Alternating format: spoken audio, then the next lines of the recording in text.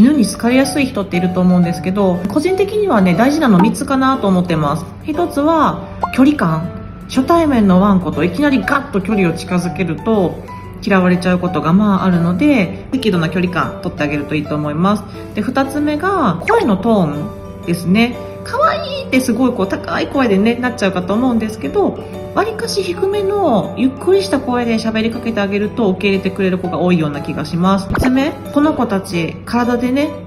やだよっていうサインをいろいろ出してくれてます。そのサインが出た時にちゃんと弾ける人っ